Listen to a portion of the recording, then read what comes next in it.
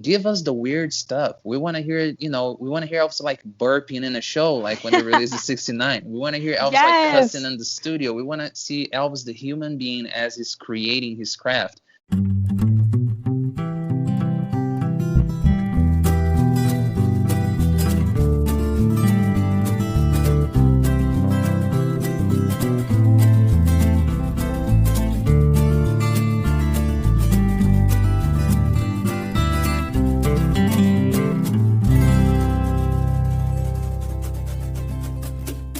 Hello, everyone, and welcome back to a new episode of the Elvis Right Now podcast. So today, Maggie is out of the studio. We're not able to have her with us, so it's just me today. My name is Mary, if you're new, and today I am joined by a very special guest. Heitor Crespo is going to be on the show today talking to us about his awesome Elvis life. I'm just going to introduce him right now. Heitor, how are you? Hello, hello, hello. I'm great. Thanks for inviting me. And I'm looking forward to talk a little bit about Elvis. So jumping right into it, Heitor, why don't you just tell us who you are, what you do, Elvis related, all that jazz. Wow. Well, I'm probably like the luckiest like person alive. I'm a musician and I work with a bunch of Elvis tribute artists, mainly with Cody Slaughter, Sean Clush, Dean Z, the ultimates. And with that, I have had the opportunity of sharing the stage with many musicians that performed with Elvis, from many eras, since DJ Fontana until, the Student Inspirations, Stamps Quartet, all those guys. So, yeah, that's what I do. So, Heitor, you said that you work with some ETAs. Just for those who don't know, can you tell us what that is and how they're different from impersonators? So, ETAs are Elvis tribute artists. It's really like a thin line.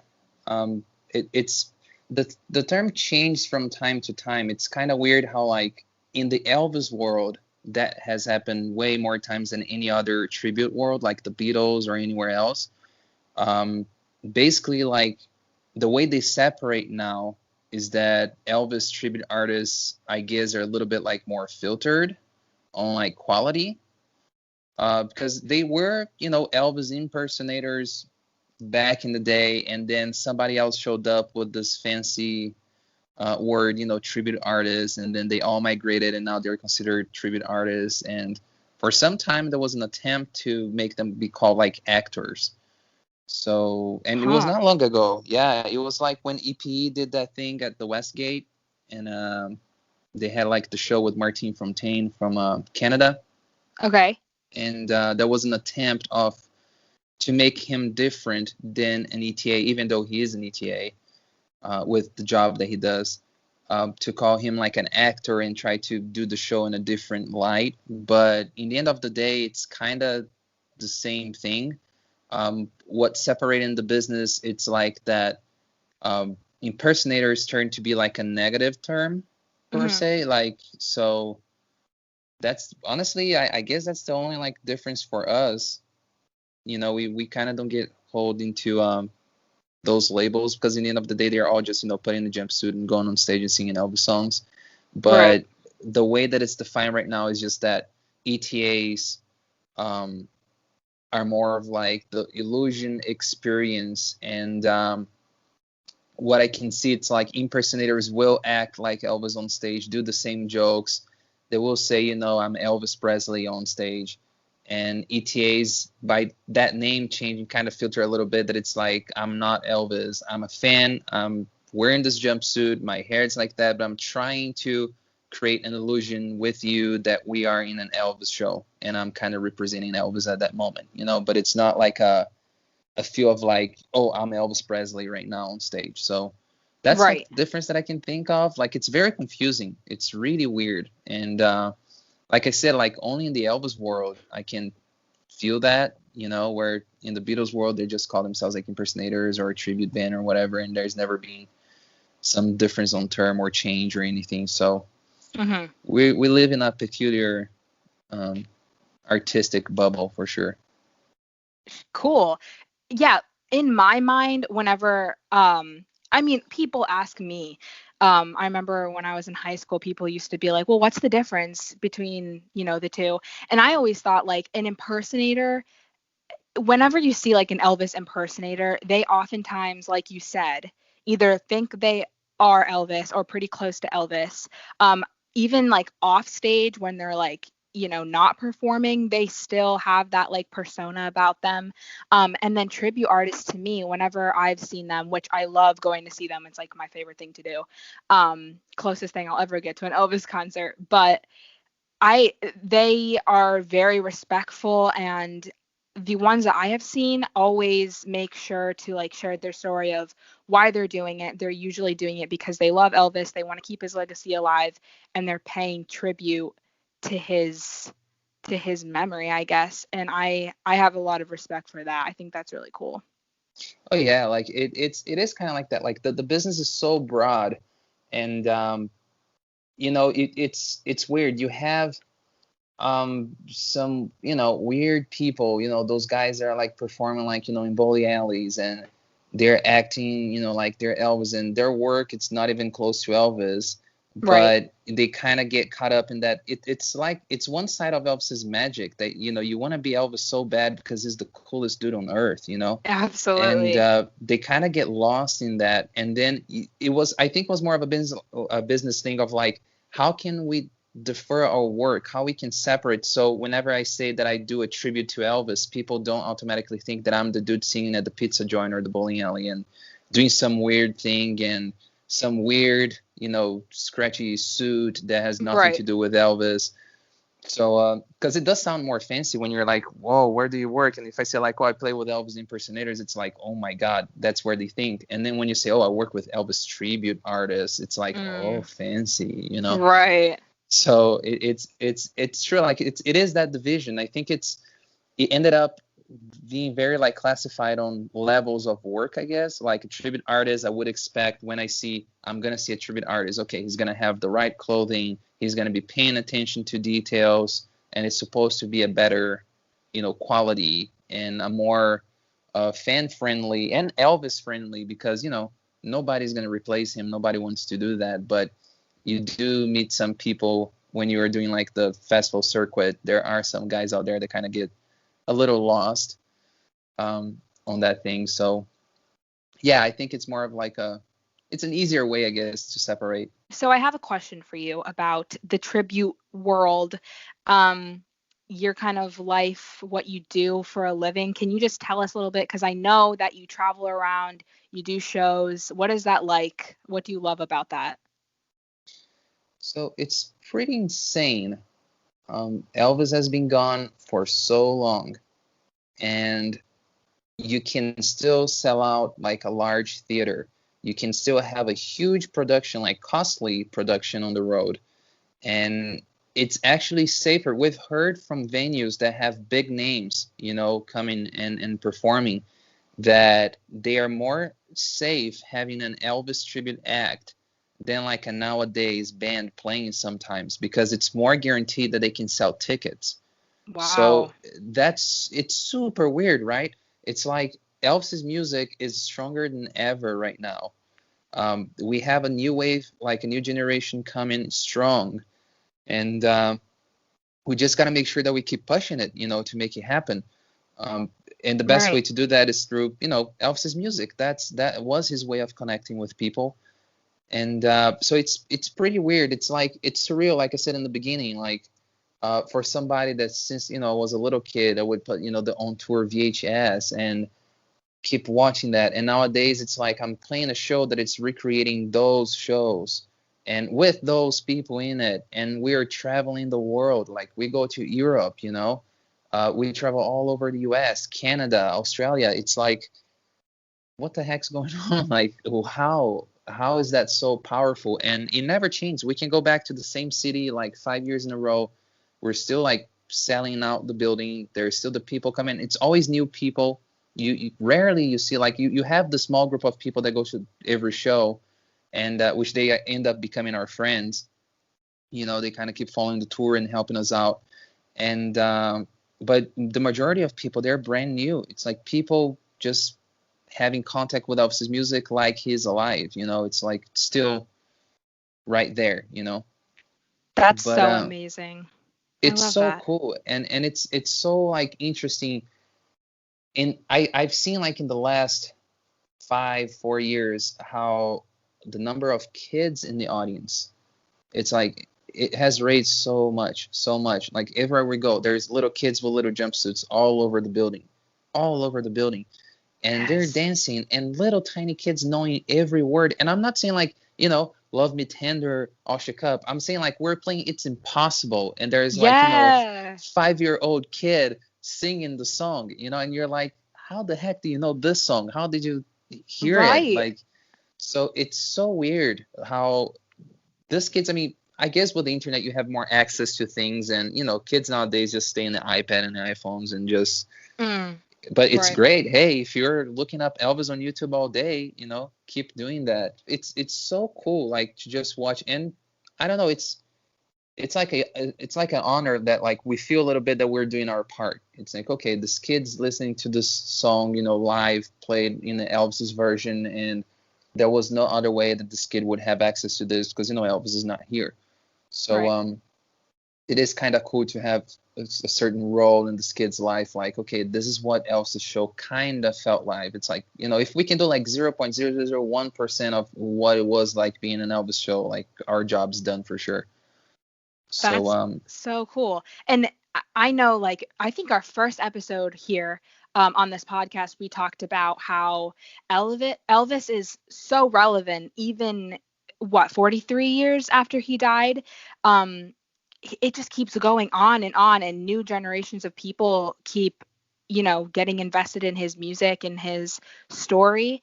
And so I wanted to ask you, this is kind of like an opinion, I guess. But do you think that Elvis is, in a sense, more famous now than he was when he was living? I think so. Yeah. I think so.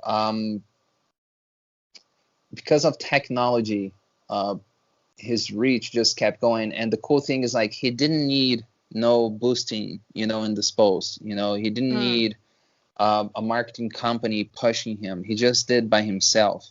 I'm 100% sure. Like if you go to when first, social media started, you were always gonna have that person. Facebook started. Okay, probably like in the first week, somebody had Elvis as a profile picture on Facebook. right. Somebody had like Presley as last name, as Right. long as Facebook would allow you to. Same thing with Instagram. You just see all these fan accounts, popping up and spreading his image, and it's always new people in contact with. You guys are doing that. When we see your account growing and the comments, the people that are interacting with you guys, it's always new people. It's always new Mm, people reaching. And you guys are not boosting posts. You guys are not working, for marketing in EPE. It's not something that it's like forced. It's right. literally like a fan showing Elvis' side that a lot of people wouldn't have access to it, and now everybody has access to it. The information's out there. Right. So I do think that right now, yes, he's definitely more famous than he was in the 70s. Like, I think his geographic position didn't help him much in all the situation with no international tours and all Sure. that jazz. Just didn't help him, even though it's insane that even with all those problems what he reached in the 70s and how he became already the biggest star. Right. But I mean, it's when like the orchestra CD, in the UK, I think at the time Justin Bieber's song, that one, something about saying sorry or whatever, because Mhm. I'm stuck in time. I just listen to old stuff, so I don't even know what the heck the song was. So But do I. yeah, so that song was like number one, and Elvis's orchestra CD with the Royal Right. actually took first place and took that song out. There you go. Nowadays, now, and it's not, when you think about it, it's like an orchestra arrangement. Who the heck in our age is like listening to an orchestra arrangement or even being close to Right. classical music? But it just got first place in UK, and our shows there exploded with young people. When that CD was released, like 2015, 16, when the second one came out, that's when we did the transition from large theaters to literally arenas. We're playing like arenas in the UK, and the places are packed. So it's so strong, so strong. Elvis is the strongest star in the world still to today. Oh, that makes me so happy to hear, because I know when I made my Instagram account, if you don't follow us, I can go ahead and plug us right now. My Instagram is at @myboy_myboy. And Heitor, what is yours? Mine is Heitor, HEITOR_TCB. There you go. And he has awesome content over there, so you guys should definitely follow him. But what I was gonna say is, when I made mine, I was so expecting to, like, number one, not gain that many, followers. I thought that the people who were into Elvis today, after going to Graceland and stuff, seeing mostly the older generation, that I really paid attention to, I thought that, those people don't really know how to use Instagram, or they're not really online that much. But when I made it, literally most of the people that I interact with, right now, are my age, and I'm 20 years old. So it gives me such hope, and like, it makes me feel so good that, like, there is a future for Elvis and that his name will not get lost. And that makes me really happy, because I know that you and me and a lot of other people out here, are that's our goal, and our motivation is just to keep his name and his legacy and the good parts of his life, the important parts, alive, because they're really important.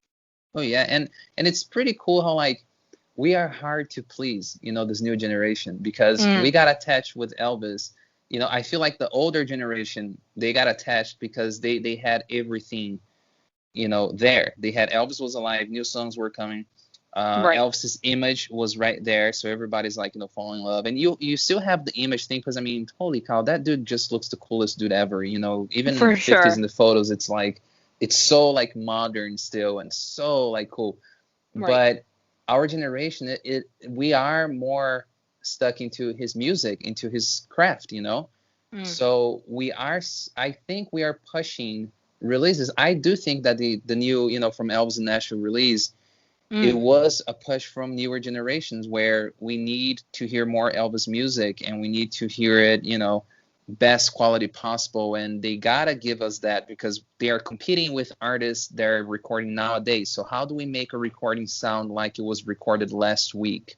So, Right. we keep bringing the young people, and Elvis's magic is intact. So that release for me was like a huge win in that sense. So we are forcing the state to, like, we're letting them know, like, hey, we're, not tired per se, but, quotation marks, tired of, Madison Square Garden, Aloha, stop re-releasing that over and over. But hey, we like the different stuff too. Right. The Elvis National box set, it's a success in sales.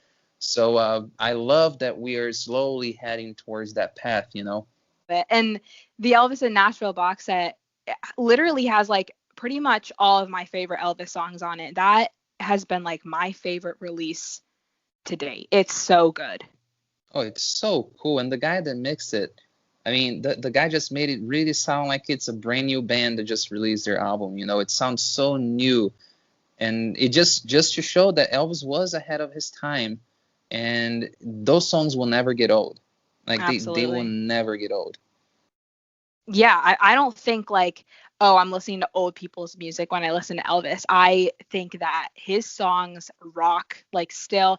Even, the slower songs, they just have so much, like, passion, and, like, oh, you can tell. And even what I've been recently into is, like, watching those people react to his certain songs on YouTube. And, like, people who don't know who he is, have never heard, a song other than, like, Hound Dog or Blue Suede Shoes, and they're completely blown away. They're like, oh, you can hear, like, the passion in his voice. You can tell that he believes in what he's saying, what he's singing, the message of the song.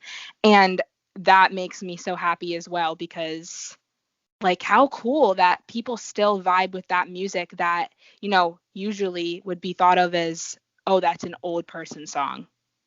And again, it's like it's a full, circle of marketing there, that Elvis is not pushing anything. Those accounts, there's people that they pay to have their videos, in big reaction accounts. And no, they're doing Elvis because they know that the name Elvis will generate clicks. Right. So, they push Elvis forward to their audience, and Elvis just keeps going and keeps generating clicks and keeps going, generating clicks and keeps going. I mean, it's like there's no end. There's just no end to Elvis's, career. There's no end in sight. He's going to be here as long as his music is playing. He's just going to be alive, I love that. And no matter how controversial his life was, no matter what people can pick apart, I feel like at the end of the day, listening to his music, you just can't deny that it slaps. Like, you can't, it's just good music. Like, I don't care who he was. I mean, I care, obviously. I know you care, but people, they can say, I don't care who he was as a person. It doesn't matter to me. All I'm interested in is his music, and I know that his music is good, and therefore I'm gonna keep listening to him. Yeah, anybody that says that our songs are not a jam, just go listen to Patch It Up, from the new release. Just listen to that, and I don't want a single muscle of your body moving. Right. I want. So that's the challenge ever, because that's a jam, and it's quite funny that Elvis is seen as controversial because, nowadays, I think there's way worse artists there. Absolutely. It's super weird. Like you said, people try to pick.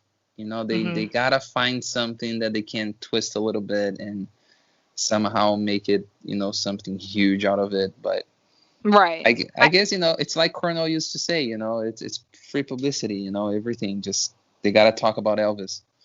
Yeah.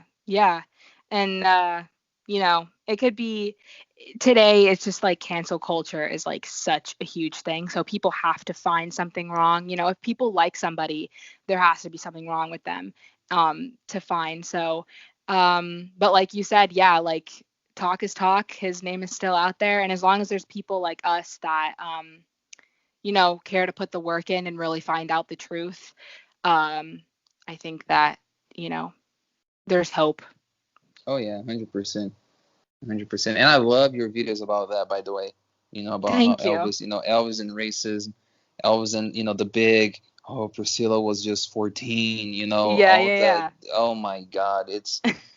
I really appreciate your calmness and your focus on explaining to people what actually happened and how things worked back then, because it's such a cluster of information, and everybody just posted online something, and the misinformation is real. I mean, these people, they haven't read one single book.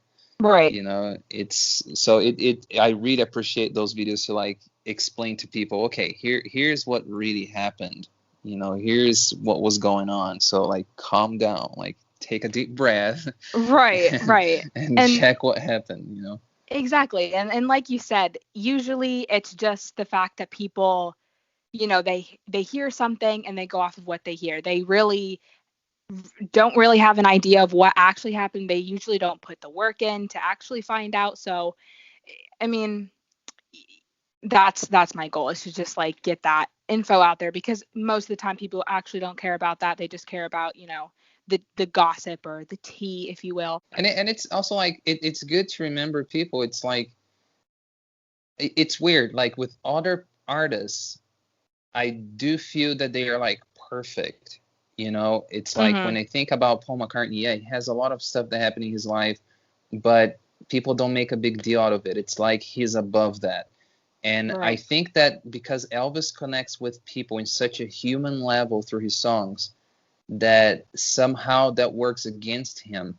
That every time he acted like a human, and not really talking about, the really, fake theory of Elvis being a racist, or, the Priscilla thing, but just in general, when he got mad and he would explode within his tight group, the Memphis Mafia, they are the only ones seen, but because somebody wrote a book, people then say, oh, Elvis was easy, he lost temper easily, oh, Elvis was having, it's really mean to them. And it's no, it's one day off that he had, and he is a human. And I think that just gets super clear with the way that he puts himself in his songs when he's singing. And I do think that he's the most transparent performer of all time. You can tell when Elvis was pissed by hearing him singing.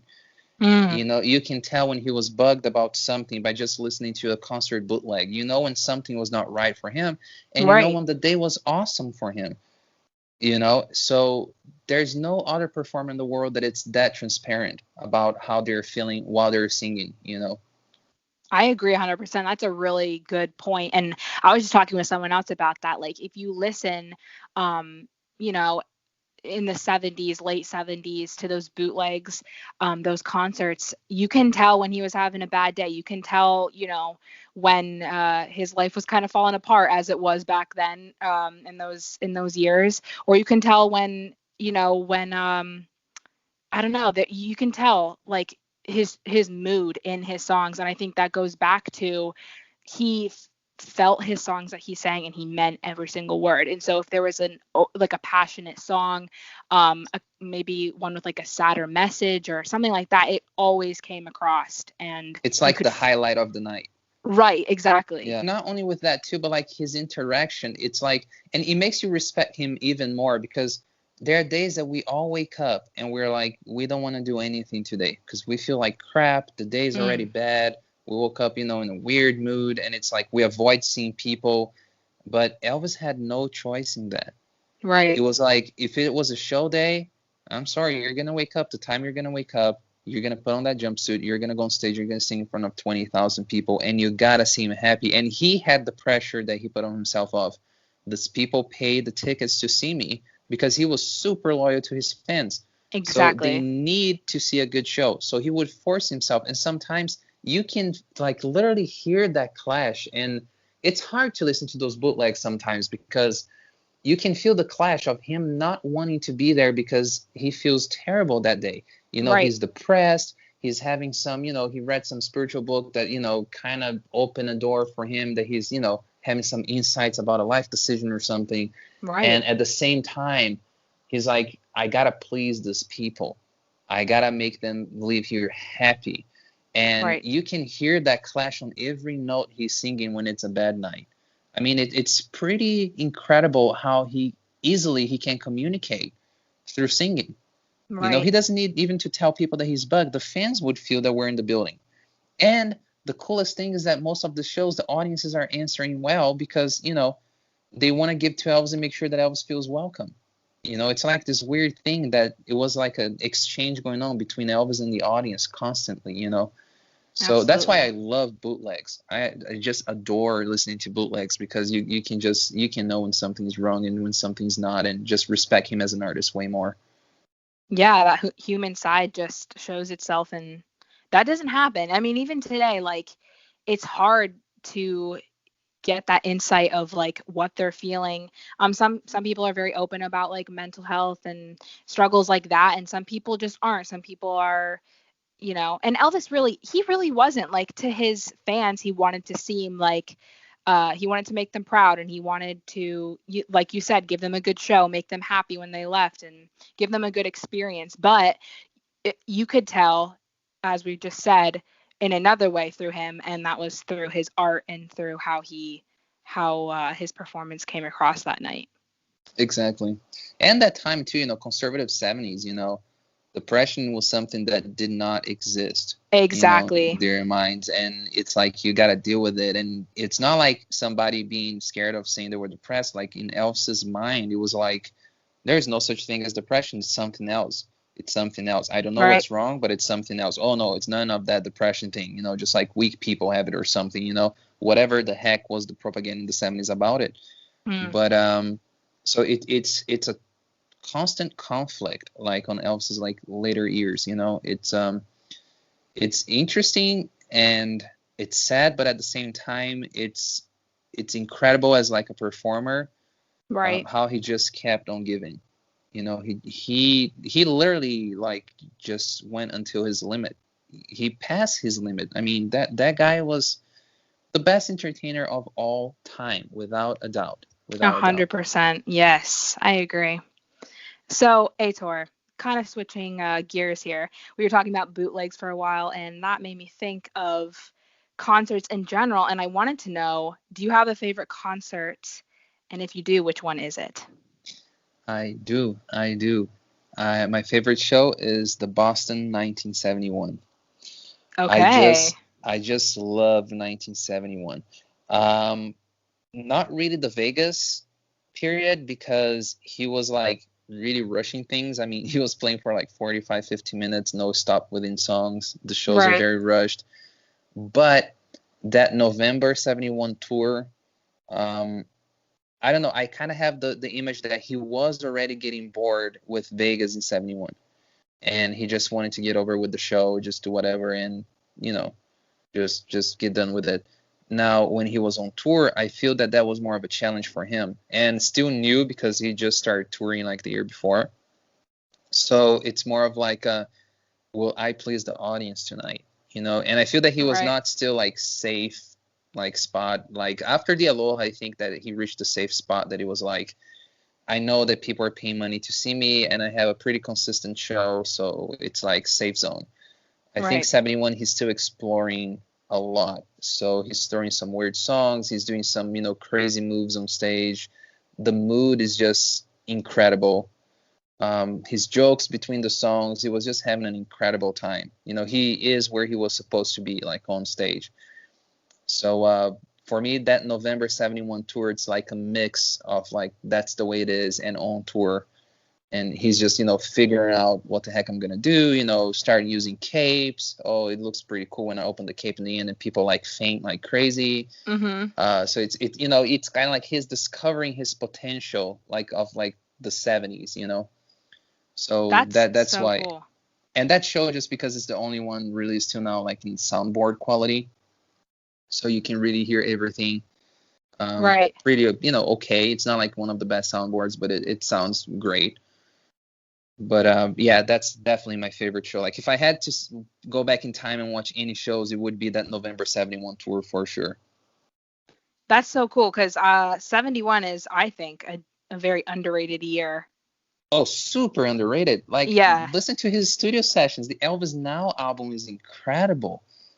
Oh my gosh, guys, Elvis Right Now. If you didn't know, our podcast is named after that album because it is me and Maggie's combined favorite because it rocks. It's so good. It's incredible. It's just incredible. The song selection, the arrangements, his voice, like Yes. holy cow. It's such a good year. Such a good year.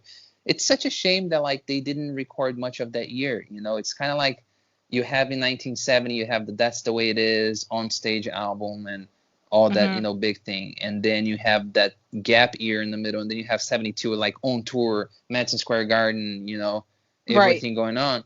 And then 71 is just like floating in the middle when that year was just incredible. So, Heitor, I want to know, what are some of your favorite songs to play? I know you do IGTV videos where you play for Instagram, and you also obviously play in concerts and in person. So what are kind of your favorite songs to perform? So I love performing Polk Salorani, even though there's not, you know, there's not a lot of guitar work in it compared to other Burton songs. But I just love playing Polk Salorani. For me, it's like the hype song of the night, you know. Since I was a little kid, you know, watching on tour, and even That's the Way It Is, that was the song that I was like, oh yeah, like Elvis is jamming with this. So Yeah. that's one of them. I also loved, even though we don't perform that one often, but I love when we do. I love performing And I Love You So. Aw. James's guitar on that is so good, so amazing. Like his work is just impeccable. So being able to recreate that one, it's like it's a tense song because if I mess up, it's clearly loud and it sticks out like crazy. But in a good night, when we get everything going on okay, it's really like a nice vibe song. Like I'm always vibing on that song. It's like, okay, I Aw. like it. You know, I'm Yeah, not I looking love at that song. anything, you know, I'm looking like on the floor, kind of like, you know, looking at the pedals, kind of like mind is nowhere, you know, I'm kind of just playing and feeling the chords. So that song, for me, it's like one of the best ones. Oh, that's so sweet. I love that song. I think that song is super underrated as well. Oh yeah, like there's so many Elvis songs there, and underrated by Elvis too. Like some songs when you hear Right. it, you're like, why you didn't do this one live? Like look how Exactly. freaking awesome you sound like, and he never wanted to try, you know. So Right. So Aitor, who all have you met and played with? Like, who from Elvis's circle have you had the honor of meeting or maybe playing guitar with? So meeting almost everybody. Um, I mean, everybody from the TCB band, everybody from the Imperials, everybody, from the Stamps Quartet, from every formation from the Stamps Quartet, because they change constantly. Um, I mean, most of the musicians I met, exceptions are like, people that passed away before I had the chance of performing, or passed away like in the 80s, 90s. Sure. Like, JD Sumner, I didn't have the opportunity to meet him, which I wish I had, but, he passed like 98, I think, or 97. Scotty Moore, I didn't have the opportunity to meet, and it was such a close call that it's like the biggest frustration of my life. Oh man. So That people like sucks. that, but like from the Mafia, I met, George Klein, Larry Geller, Jerry Schilling, Joe Esposito. They're like sometimes the MC in the shows that we do, so we get to spend a lot of time with them.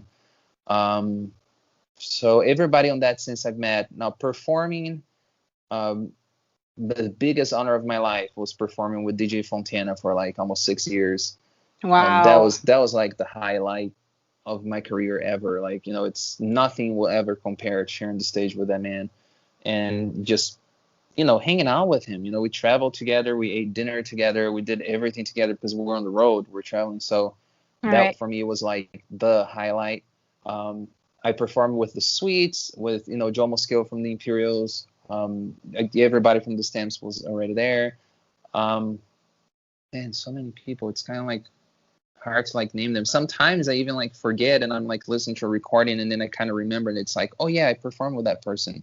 Just it comes out of the blue. It just everything just turns to a huge like mix in your head. Like it's Right. so many like so much emotion going on, and every time you perform with them it's so surreal that it just seems like a dream. So you kind of got to sit down and be like, was this a dream, or did I actually play a gig with this person?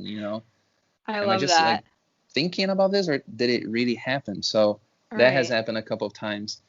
But That's funny. yeah, so many good people, and they're all incredible people. I mean, they're all incredible. It just makes you wonder how awesome was to be around Elvis, because it is like super awesome to hang out with these people. They're Right. super nice people. I mean, Bill Bays from the Stamps. I mean, that's like one of the best like people I've ever met. He's just the sweetest. Stel Brown from the Sweets. Stel is such a Mm. sweetheart. Oh, Donnie Sumner, super funny guy. DJ was like the most simple human being ever. He's like the first rock and roll drummer, and he's just the coolest, most like chilled person ever. that is So so cool. yeah, it's like experiences like that in life. Like I didn't take for granted it, like, and I never will. It's been a huge honor. That's amazing. And y'all, when I say Aitor lives a pretty good dream life, this is what I mean. Like, you will always have a connection to Elvis in some way because you've played with these people and you know these people that knew him. And like, to me, that's just the coolest thing ever, because getting to know or talk with anybody who was around Elvis is just so amazing. Some things like that happens on the road that it's just like it's so real. Like I remember when we had show with Sean, and Sean wanted to do If You Talk in Your Sleep, and Okay. Song Stel, rocks. oh, it's such a jam. I love it. And Stel came for me, and she was like, okay, you're the guy that listens to the recordings all the time. And she goes, I haven't listened to this in like 40 years. So what the heck do I do on this? And I was like, Whoa. what do you mean? What do you do on this? You recorded it. You sang with him live. And she was like, but I don't remember what I ate for lunch yesterday. She's like, so do you have a recording with you? So it's that point that I literally grab my phone, go on YouTube. I can choose the show that I like because they change constantly arrangements. And I can be like, okay, I want to hear she's singing this arrangement tonight because I like. So then I just pull up like, whatever live version I could find and that I remember that I liked. And I'm playing that audio for her. and she's listening to it, and I'm thinking like, what the heck's going on in her head? Like, can she hear this and picture in her mind she's standing on stage with Elvis? What Right. Elvis was doing on this song? Is it being like flashbacks? What's going on in her mind, you know? And those moments for me are actually like more precious than being on stage in a certain way, because Yeah. I'm just watching her memory working like right in front of me.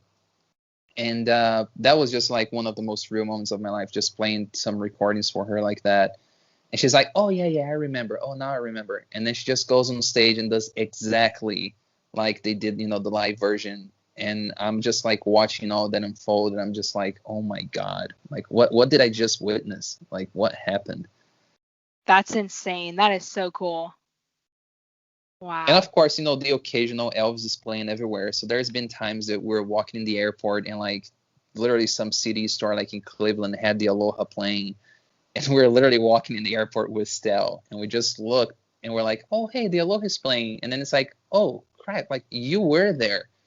And we're now Oh like man. traveling to play Elvis music right now. That's why I say like it's a weird timeline. It's like an alternate universe thing that just blows my mind constantly. Like it's really a blessing like to know these people, really. Like, and if there's like any Elvis events in the future is that they are there, like anybody that's listening, like don't be embarrassed, don't hold back questions. They love talking about Elvis. It was the best time of their lives. So you Yeah. can, I mean, I don't guarantee that they're going to answer, because I've asked a lot of questions that they literally just look at me and like laugh, because it's like, how the heck I'm going to remember that? Right. But I just, ask them, because you might pull a memory from them, and, that they haven't mentioned anywhere, and it just happened on that interaction with you. So as an Elvis fan, like be inquisitive, like really ask hard questions and try to make them remember things, because they will, and they're going to share like really cool stories. And I'm sure that makes them just as happy as it makes you as well, because remembering those times, I'm sure, means a lot to them. Oh yeah, and like I said, every Elvis fan goes and asks them like, oh, how was playing in the Aloha? Oh, what's your favorite show? And they have those, ready answers. When they hear favorite show, they go, oh, Aloha or Madison Square Garden, because they know that that's what the fans are expecting. Mm-hmm. But if you dig a little bit more and you just go like, hey, do you remember that year, that Elvis had a suit like this? What show did you like that suit? Like, did you think that Elvis looked good in it? Things that like are visual and will kind of trigger their memory visually. Right. They will just open and tell like everything.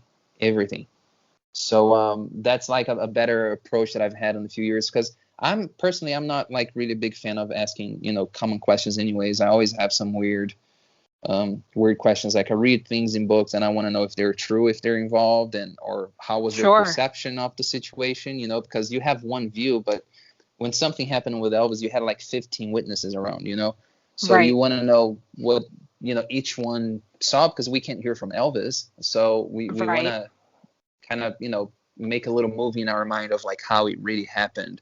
Because we Elvis fans, we are kind of crazy about wanting to know exactly what happened and how did exactly Elvis look? What jacket was he wearing?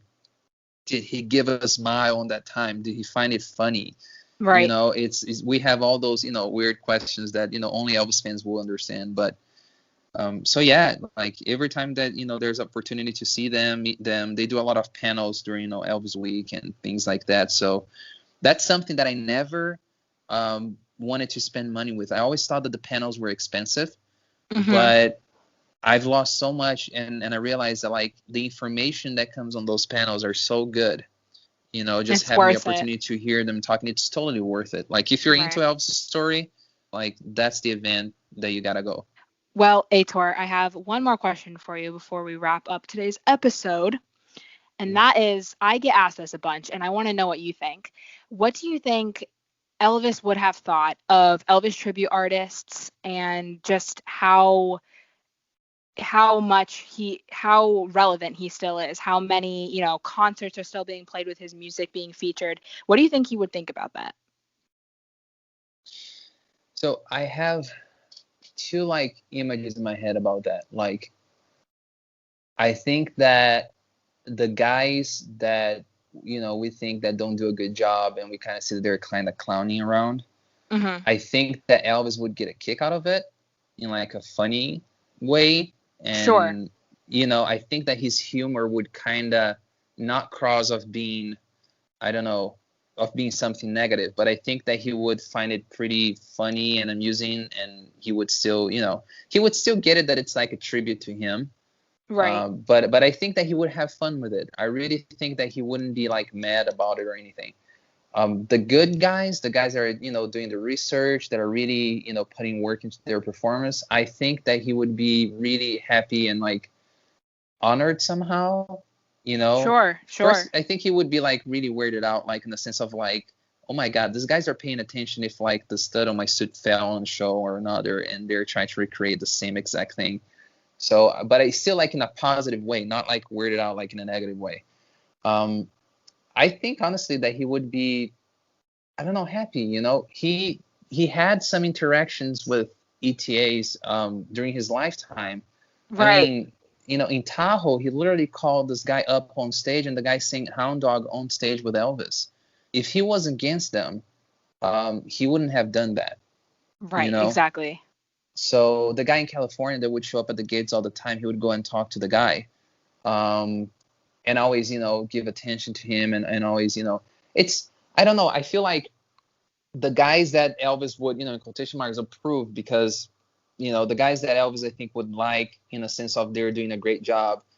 We kind of have that feel from being the guys that the original musicians are playing with, and the guys that the original musicians are friends with. Mm-hmm. If they approved this work, I'm sure that Elvis would have approved and be like, oh, cool, it's their thing. It's their thing. They do Right. their thing, and I'm here. I'm glad I inspired them or something like that. But Right. Right. yeah, I really don't see it as negative. Like people saying that Elvis would be pissed off about it, and Elvis would be, I think that Elvis just wouldn't care. Like Elvis had so many other things to think about, and so many Yeah. questions of his own, that I don't think that would be something that he would be really thinking much. Right. But yeah, I think it's I think it would be something positive. I really think that Elvis would like them by, having some stories of Elvis really literally being there with them. And yeah, I think it would be something super positive. And about his songs being here, I don't think that Elvis would believe that his Oh, songs are still being played the way that they are. right. Right. I You think, know? I mean, he told so many people that he was afraid of being, he thought he was going to be irrelevant. When he died, he That thought he would just be people were going forgotten. people were going to forget him. And I wish I could just be like, look at it now. Like, so many people still love you. I bet he would be really happy about that.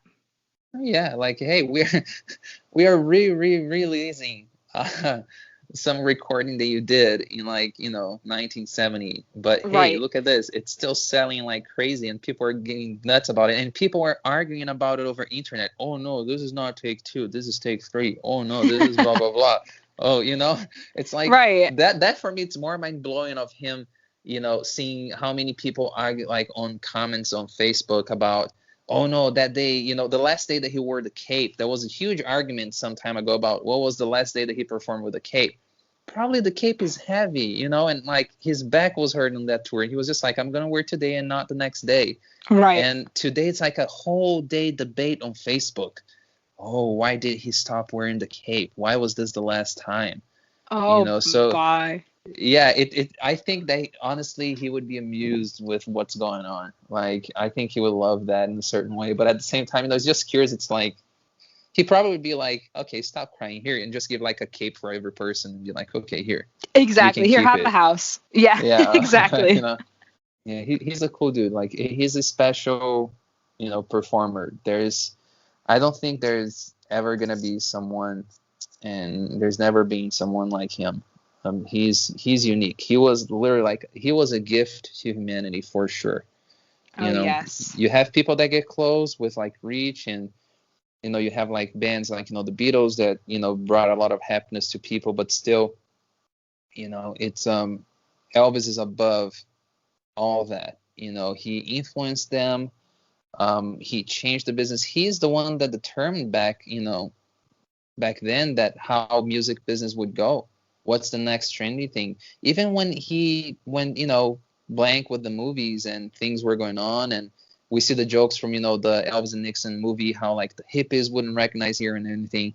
Right. But we know that that's like just like a kind of a comedy take of things. Like, his relevance could be a little bit down for the pop culture, but in the long run, he was still the number one. And right after that, the Aloha happened, Madison Square Garden happened, and he just conquered the world again. Yeah, and that 68 special, like one concert, one little thing, and it put him right back up on top. Right back. People were just it erased from people's mind all the movies that they didn't like, or it erased from Elvis's mind all the boredom that he had. He was just like, I'll never go back to this, Right. I mean, that 68 point in Elvis's career was just incredible. It was the best thing that could have happened in the world. I mean, we got another gift that Elvis gave to us. It's something that will never be forgotten, is that image of him with the black leather, just rocking out, like, so aggressive. You can hear his voice. 69, his voice is so raspy, and everything, because he's not like a controlled singer in 69, because he's so excited to be on stage. He's screaming. I mean, he's grabbing it with all that he can. He's enjoying that moment because he waited so many years for that moment, and now he's there, and the audience is just loving it, and he's going like a rocket. I mean, those audios are everything. Yeah, like we keep saying, you could tell that he loved that, and that's where he wanted to be. And even like 8 years, if he was irrelevant at that time or whatever, 8 years later, and then he does a show and he's immediately number one again. Like, if he was irrelevant, I don't think he would have gotten the response that he would have gotten after one show in 68 if people just stopped caring about him after all those years. And being the coolest dude around, and being like, I'm not gonna only steal number one and just skyrocket, but I'm gonna do this with like a style that nobody has seen, with a class that nobody has seen. I'm gonna just like rock the world, and just like in the 50s when he showed up. I'm gonna be that different guy, and I'm gonna just change the course of like music by just one TV special. It's amazing. His power is just incredible. All right, Heitor, thank you so very much for being a guest on our show. I'm really happy and honored that I got to talk to you. Oh, thank you so much for inviting me, and this was fun. Like, it's COVID time. We don't have much socializing time, so this is like my socializing, like hanging out with friends. Right, so, Elvis friends. I love it. Yeah, I really appreciate that. And when all this mess is over, I'm sure that we're all gonna, set up a day in Memphis, and we're all gonna meet up and absolutely. Have some good Marlows. Yes, some ribs, some barbecue. It'll be a celebration for sure. This was a free commercial, so Marlows, if you're listening to this, sponsor it. No. sponsor this meeting. Give us a little coupon. One more thing before you go, Heitor. Can you tell our listeners where they can find you and your content? Yes. So I'm really slow with technology, and I just started bringing things that I've been doing and things like that on YouTube and Instagram, because I don't know, I was always slow with it. I kind of didn't do when tour was happening. So now that I had time, I went through my files and I'm just posting everything. So you can follow me on Instagram at Heitor, HEITOR _TCB.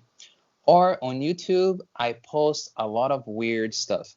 So if you're into bootleg versions and, B, C sides, D sides of songs that you want to know what James sounded like or what he did when he was playing, it's called the Ultimate Elvis Guitar Channel. And I try to avoid mainstream songs, so my content will always be the weird songs. So make sure that if you want to check that. Yeah, I always choose some like oddballs, because it's, it's still great songs that we might have forgotten or something. So for sure, I try to do that. Right, those underrated ones are the gems. Oh, completely. All right, guys. Until we meet again, may God bless you. Adios.